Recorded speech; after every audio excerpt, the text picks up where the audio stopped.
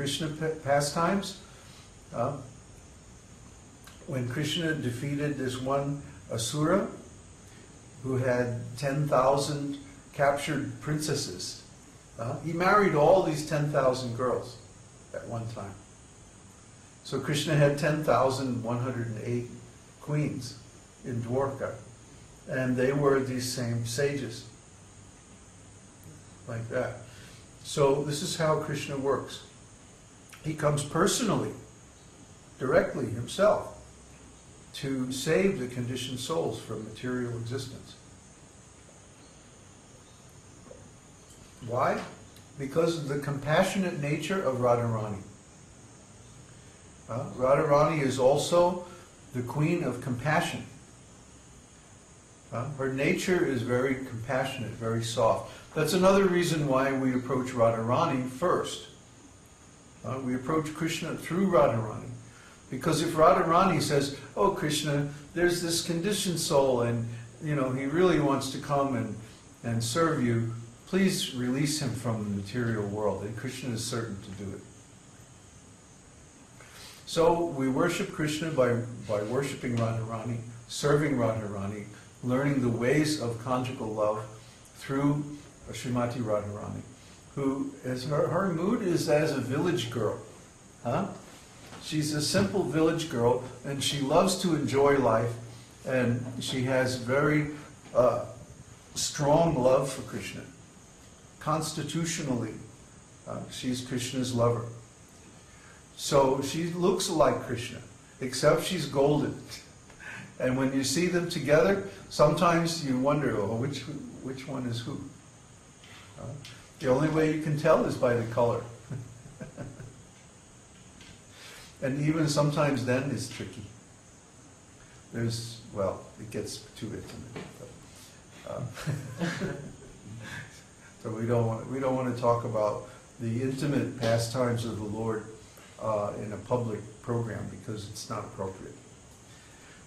But among our close devotees and disciples, we do talk about these things because they're important for our self-realization.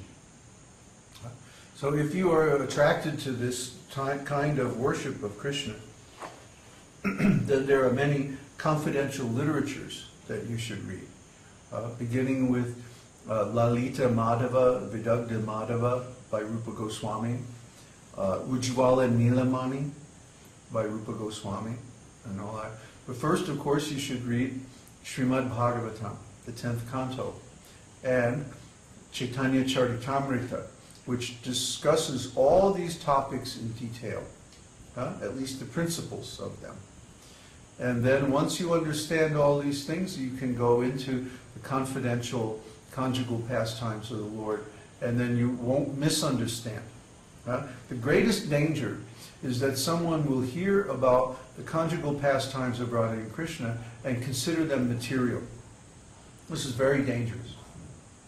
Actually, the material conjugal love in this world is simply a perverted reflection of the actual conjugal love in the spiritual world. In this world, the things that are considered very degrading, very sinful, and nasty are the reflections of the highest things in the spiritual world. The spiritual world and the material world are like the original and the reflection. So in this world, the lowest things are the highest things in the spiritual world. It's completely backwards.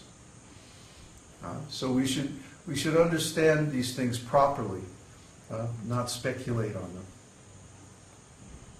That's our understanding of Srimati Radharani. So are there any questions? Questions. How many people are logged in? By Bruce, Laura, Luciano, Peter, and Swagger. Kind of a small group today. Not yet. No questions. The lowest things here are the highest things there. Right. I can see really low. I mean, I'm going, how can that? So I won't speculate. Let them go and get rid of it. Well, let me give you a small example. Connor's question is, the lowest things in the material world are the highest things in the spiritual world, so, you know, that's, how low can you go? How high can you go? Well, for example, in the spiritual world, Radha and Krishna aren't married. Radha is married to somebody else, Abhimanyu. But still, every night she sneaks off and meets Krishna in the forest, and they have conjugal pastimes. Shocking. Why? Why aren't Radha and Krishna married?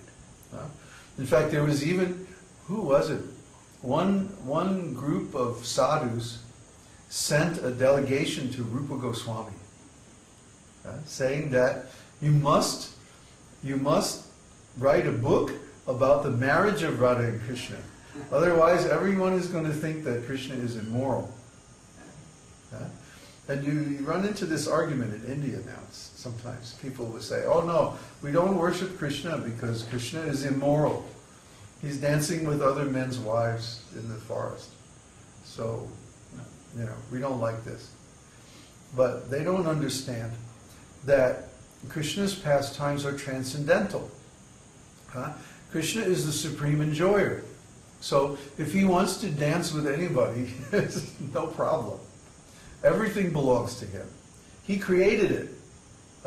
So if he wants to enjoy one of the living entities in this world or another world, it's his business. He can do that, and nobody can say anything, because he's all powerful.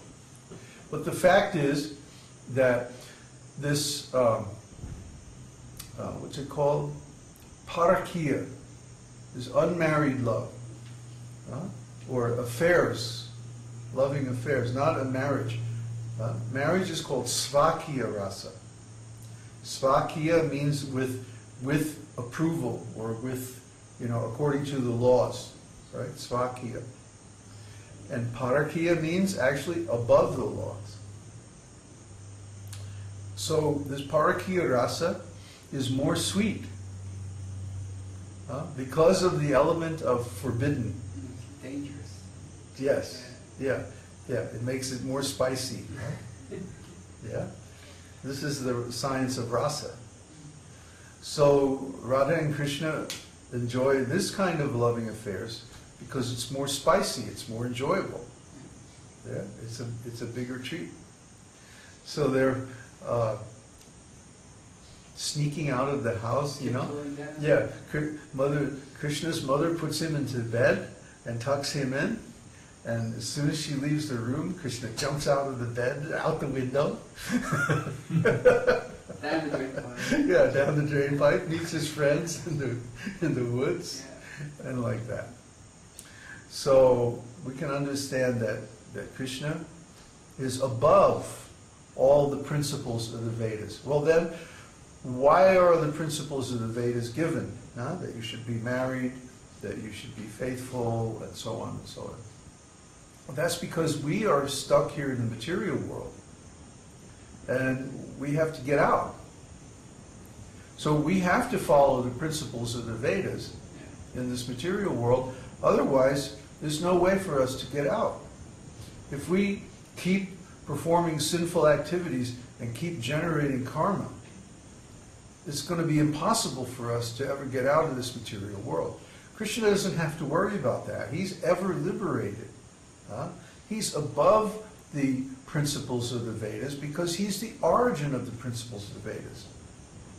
So when Krishna wants to do something, there's absolutely no limitations on his activities at all.